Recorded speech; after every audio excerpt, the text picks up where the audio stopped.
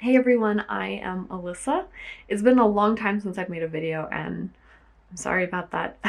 I've mostly just been really busy with the end of my semester, or like my last whole semester, but now that it's the holiday, I'm glad to have a bit of time to catch up my channel on everything that I've been reading. I have been reading a lot, including a lot of books that I read for my program. I've been doing a Master's of Literature, but also a lot of books I read for fun. So I thought in this video I would catch you up on all of the books that I read for leisure, and then I'll do another one on the books I read for my program, and that should make me all set and ready to do all the fun end of year videos, which will probably come in January. But anyway, so let's get to it. The fun books. I've decided to not do these in chronological order because I read a lot of books I really liked and then a lot of books I didn't like, and I don't want to end on a bad note. So there were a few good ones in the end, but anyway. So I'm gonna actually start with the books that I disliked the most. Sorry for the rough start, but to be honest, I actually was really surprised I didn't like these two books. I really thought that I was gonna like them. The first one I'm gonna talk about is Ghost Wall by Sarah Moss, and I will admit I might have just not understood this book. It might have gone over my head. I might have just not gotten it. Sincerely, honestly, I didn't get it. This is a story about a girl and her parents who are helping a professor and some students, university students, who are recreating and like mimicking a prehistoric lifestyle to study it like as an experiment. And but what it's also about is like this girl she's really abused by her father, and like very, very emotionally abusive. And I found it difficult because it kind of like, I don't know, like stories of abuse are important, but it kind of felt like the entire book would have just fallen apart if she would have said something to like any of the students there or the professor, or if like any of them would have had enough emotional intelligence to like put 2 cents together and see like what is happening. And so it felt kind of really fragile in that sense, and I didn't understand like where the abuse was going in terms of plot, and I don't know, it just didn't really work for me. After I finished the book, I learned that like the point was that we shouldn't romanticize history, and I am 1,000% there for that point. I completely agree, but I didn't get that from the book, which again, I just missed it, I guess. But also my real issues with the book and the abuse were not related to romanticizing history. Like in retrospect, I can see that in the book, but I didn't feel like the abuse was related to that, and so the real issue of the book wasn't actually being justified by romanticizing history. So I didn't get it. I didn't like it. The experience of the book was not enjoyable to read. And that's probably my biggest issue with it. So I will maybe give the author another chance because I really thought I would like Sarah Moss, but this one didn't work for me. Okay, the next book that I have to talk about is My Year of Rest and Relaxation by Ottessa Moshfegh, and I didn't like this book either, and I think this one might also be the case that I just didn't get it. Honestly, you probably know what this is about. It's about a girl who is privileged enough to just take drugs and sleep a year of her life away after her parents die, and wants to just kind of reset her life. I think that what I didn't like about this book is that the main character felt so shallow and one-dimensional, and I think that all the other characters were so one-dimensional because she sees them that way because she is so self-obsessed. And so I could kind of understand the author's technique, but it ultimately was just a really boring reading experience. I also felt like there were a lot of missed opportunities in the book. Like I didn't think that there was like very interesting internal monologue or commentary of any kind. Maybe it just didn't work for me because it's not the kind of book that I would have enjoyed. It was really bland. I wouldn't say I like had really strong feelings of hating it. My biggest complaints were just feeling like there were a lot of missed opportunities where the author could have made it a lot more interesting, and what she actually did with a fairly novel idea felt really flat and insignificant. So yeah, I just didn't like it. So I'm gonna move on to the next two books, which I didn't finish, and both of them I didn't finish for the same reason. It wasn't that they weren't good books, it was that I was reading them at the wrong time. I just was needing something different. They were kind of asking too much of me and I couldn't give it to them as a reader, and so I knew I wouldn't appreciate them, but they were good books and like worth the effort. So I just decided to put them down and that I would plan to revisit them later. So I'm not going to get really into them, but My Name is Red by Orhan Pamuk, which this is a translated from Turkish novel. It's a historical novel that takes place during like 1000 to 1300, somewhere in there, during the Ottoman Empire, and it's like a love story and like murder mystery involving these illuminated manuscript miniaturist artists. Like, they're not miniature, they paint miniature things, right? Like, the premise was interesting, the writing style was like really excellent, but it was just sort of too much for me, and I think I was wanting something actually less literary and something more plot. I basically had the same issue with Drive Your Plow Over the Bones of the Dead by Olga Tokarczuk, which is translated from Polish, and this novel takes place on the border of Poland, the edge of Poland, a very isolated town. An old woman is our protagonist, and she there are a few murders that happen in her town, and she thinks that these people are being killed by the animals and by nature, which is taking retribution for basically us hurting the environment. It felt like there was some really interesting social commentary on climate change and the environment. So both those books I don't expect I will come back to anytime soon. So I kind of wanted to mention them here anyway because of that. But they both were like really promising books, but just not working for me at the time. So, okay, now I think I'm gonna move back and work through the rest of this stuff in semi-chronological order because they're pretty good that way. Okay, I'm gonna talk about a book that I finished back in July, which is A Beautifully Foolish Endeavor by Hank Green, which is basically the only book that I have here, like physically to show. This is a sequel to An Absolutely Remarkable Thing, and it's a duology called The Carls. And this is a science fiction book, and it's been pretty popular on, I think, more among like YA channels here on BookTube. I would actually disagree. I don't think that this is a YA book. None of the characters are YA, and like none of the subject matter is particularly YA. This is the story of a young girl who finds an art installation which she sees and makes video of and becomes internet famous because it is an extraterrestrial robot thing. But it's not really a story about aliens. It's about humanity. It's very much about like the human experience, and the invasion like in question is not passive extraterrestrial force, but actually like the invasion of technology into our lives and the way that it shapes us, how online spaces are competing with physical spaces, how technology is shaping the landscape of our social interactions.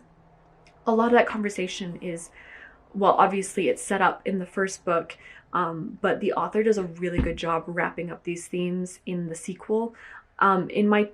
I would say I enjoyed both of the books equally. The first book, I think, had some more interesting plot points, while the second book had some more interesting ideas. In my opinion, almost definitely be making another video on that duology at a future time, because I actually have a lot of thoughts on it. So I would very much recommend it. If that wasn't clear, I gave it 5 stars. It was really, really good. I do not remember, and I'm too lazy to go back and look in my old videos because the last one was 5 months ago. I don't know if I ever reviewed Rough Magic, Riding the World's Longest Horse Race by Lara Palmer, so I'll just mention it here. This is an autobiography of like a young girl. I think she's 20, a young woman. She's like 21 or so, and she semi-spontaneously decides to participate in the longest horse race, which is in Mongolia, and if I remember right, they are riding the male route of the Mongol Empire, which is just incredible. And it is a memoir, so you know how it ends, and yet I found it really, really compelling. I thought it was really elegantly written. The author was very entertaining, and even though you know how it ends, I was in suspense the whole time. Like, I found it really fascinating just to sort of hear about this whole experience, and it was really good. It was probably my favorite nonfiction of the year. I'm not sure, actually. I can't say that off the top of my head, but I really, really liked it. I also read Pride and Prejudice by Jane Austen, and I feel like I've mentioned that here on this channel as well. I read it like 10 years ago, and revisiting it this time, I feel like I really got a lot more out of it. There was a lot more appreciation for the craft, the way that Jane Austen really captures her characters, and that wit and the subtle humor. And I think something else that I really appreciated, which is a bit hard to quickly mention, but I both really love and hate the the misunderstanding trope, where people just are misunderstanding, they're failing to communicate. But I feel that Jane Austen is a good example of that trope, because she creates legitimate tension in the real reasons that Elizabeth and Darcy can't just talk about it and share their feelings for each other. There are real reasons that they can't. And so I feel that I really appreciated reading that trope that I so frequently am frustrated by, and having it done correctly, and being able to see a little bit more analytically how the author actually accomplishes that successfully in terms of literary craft, if that makes sense. Anyway, I really love the book. Of course, no question, it deserves its place as a classic. It was very excellent, and in fact it put me in the mood for Hamnet by Maggie O'Farrell, which I also really loved. This has been really popular, so you've probably heard of it as well. This is a story about Hamnet, the son of Shakespeare, but it's primarily told from him, Hamnet, his perspective, and his mother, Agnes, also known as Anne Hathaway, her perspective. And this is a really emotionally potent book. It's really beautifully written. It's probably what you've heard about it. It wrecked me, and I loved letting it wreck me. I really enjoyed the imagery of the book. There's a lot of description, and I personally have been lucky enough to be able to go to Anne Hathaway's home a few times actually, and one of the times was when I was on a girls' trip with my mom. And so reading about this sort of maternal experience that this woman was having, and I haven't seen my mom in a really long time, so it was that sounded like she died. No, she lives abroad, so I haven't seen her for a long time. Anyway, but she I don't know why that sounded like she died. Anyway, the imagery of this book, combined with sort of this sentimental experience that I had made it just really potent, and I really liked it.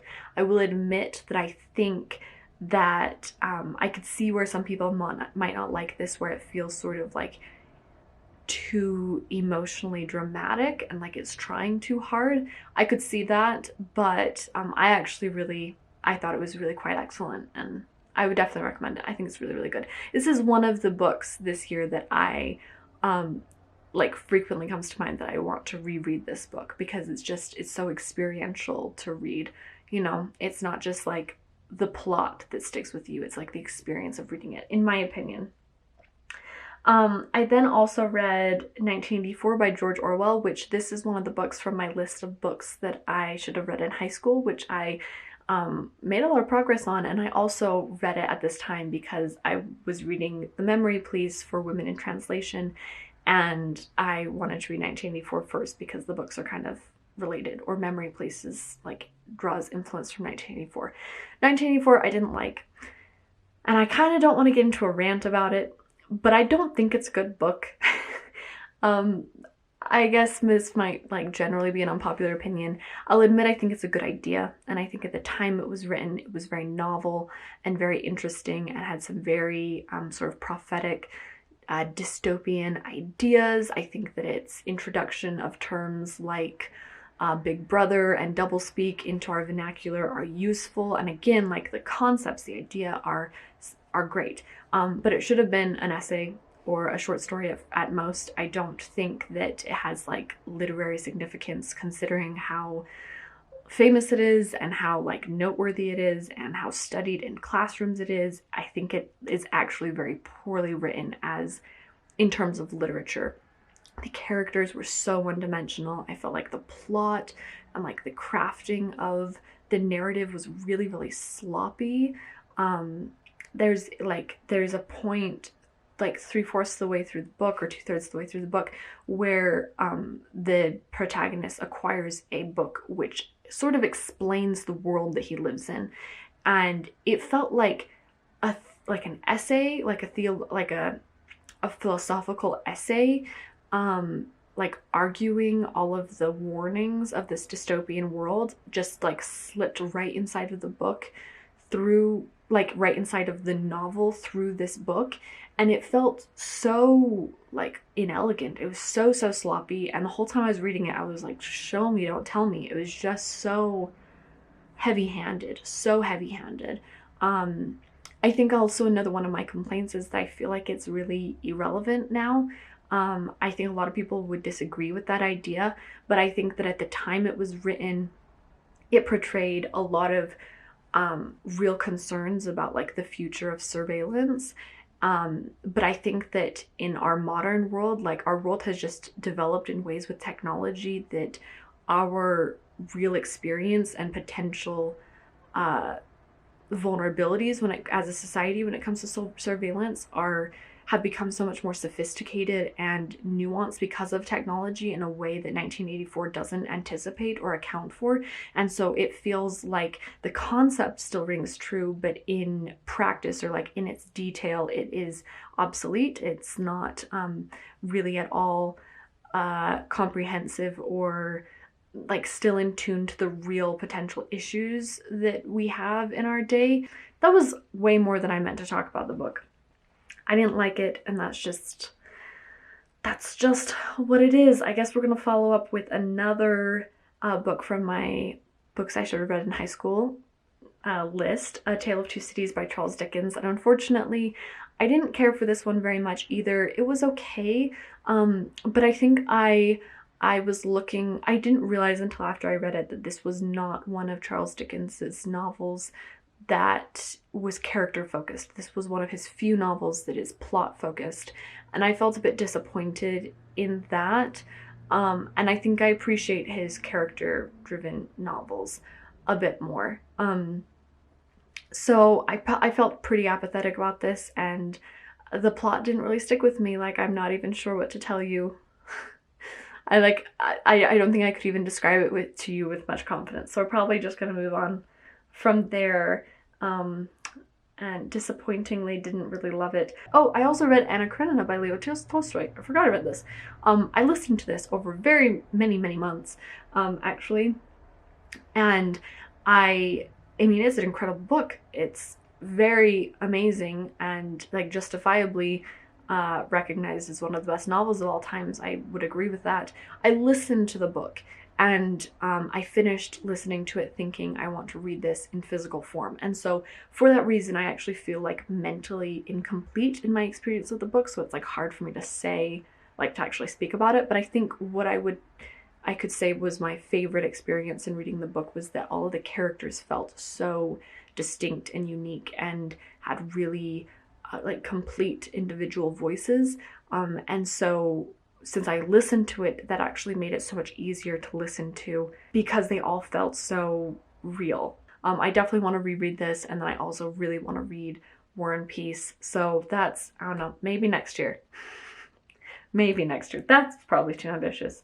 We'll see. There's a lot to do next year. Okay, I only have 2 more books left. So I read Milkman by Anna Burns. This was a Booker Prize winner, I think in 2017, and got a lot of hype from booktubers that I really admire. So I was very excited about this one, and one I was meant to read for a really long time. So I'm glad I got around to reading it, and I do think it's a really excellent book. I did have a little bit of a hard time reading it. I guess I should tell you what it's about. This takes place in during the Troubles in Northern Ireland, and it's very nondescript. Like, there are a lot of the characters don't have names. It's very sort of non-specific in a lot of ways. A girl is receiving a lot of sexual predatory behavior from a man called the Milkman, and because of all the tensions of the Troubles, there's a lot of fear of being accused of something, just because of the political climate of the time. And it's really problematic that she's being accused of this affair with this man, but there's a lot of sexist behavior in that there's like really nothing she can do about it, and no one will believe her. And so it's sort of about how this rumor shapes her life in that way. I think that anyone who's going to read this book should probably know that a lot of it happens in the protagonist's head. A lot of it, there's not a lot of plot in terms of like reading events and dialogue. There are sort of episodes of that, but then you'll get 20 to 30 pages, maybe 15 to 20 pages of just like inside this girl's mind. And sometimes that will happen in the middle of an event. Like something will be happening and she will then just like have a 20-page tangent that is some sort of history or memory or contextualization of like where they are or something that is very descriptive. I called it nondescript earlier, but like it's very descriptive in this like individual experience of her and her environment in these sort of long-winded internal monologue sections. And in these sections there will be like entire paragraphs, like the page is just one entire paragraph, and so the book is actually pretty dense for that reason. I think it's 352 pages, and like I said, there's not dialogue. This is just like really dense text. So I think that I found it kind of a lot to get through, and kind of a little bit slow moving because there's not a lot of plot in proportion to how much there's just sort of this like internal monologue, which I do like that. And again, like I said, I think it's a really great book, and I can see some really creative things that the author is doing in the book. I think it's a great like literary accomplishment. That feels like a bit all over the place. I 100% think it's a really great book. I also don't think it's necessarily for everybody because it just kind of felt like a lot to get through for me. I've actually been reading a lot of Irish books this year. So one of my classes for my program was Irish identity in literature. So it was interesting to read this one alongside all of this other required reading that was also very much several books actually that were about like the female Irish identity. And so it was sort of interesting in that regard as well. But anyway, the last book I have to talk about and the last book that I read is Anxious People by Fredrik Backman. I just finished this most recent book I read actually just before Christmas, and I reached for it because I wanted something that was just going to be sort of a really light read and very heartwarming, and Backman always delivers on that front. I've read a few other books by him, and his style is very, very about human connection and about like the interconnectedness of the human experience, sort of that vulnerability. It feels very like honest and raw, but also very like moral. Like there's sort of like a sophisticated moral message in it as well. I guess you could argue it's not so sophisticated, but anyway, the plot of this book is about a group of people who are seeing an apartment. They're viewing an apartment for sale, and while they're there, there's a bank robbery gone wrong, and they end up like held up as hostages by the runaway bank robber.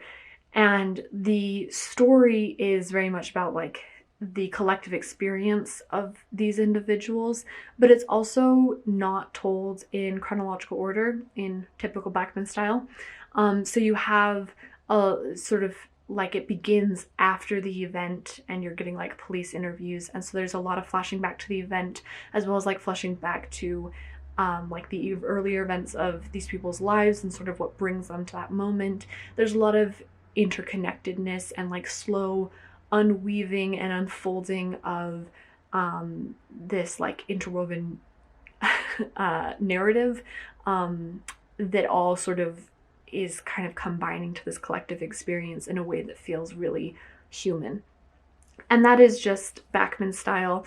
It's exactly what I wanted, so I was really satisfied with it. But I think that maybe if this is like the first Fredrik Backman novel that you read, that you might find it a little bit contrived or a little bit forced, a little bit dramatic in its emotion. But I found it quite satisfying and again really heartwarming. I think I've also read A Man Called Ove by him and Beartown, and I think A Man Called Ove is a really good place to start with Fredrik Backman, but Beartown I think is my favorite of his. But if you like Fredrik Backman, or just if this sounds really interesting, you don't mind like an emotionally contrived, really heartwarming book, then by all means give this one a go, because I really liked it. It was what I wanted for Christmas for reading. It was very nice. It also takes place on New Year's Day. Maybe on New Year's Eve. I think it takes place on New Year's Eve. So 'tis the season. It would be appropriate to read now if you want to. That's it for my wrap up. Thankfully, as you can see, it's getting dark, so we're definitely going to leave it there. I have several other books that I read for my program that I'm excited to share with you soon, as well as all the end of year fun stuff. And glad to be able to make a video again, and so please say hi in the comments, and I will see you all in another video. Bye!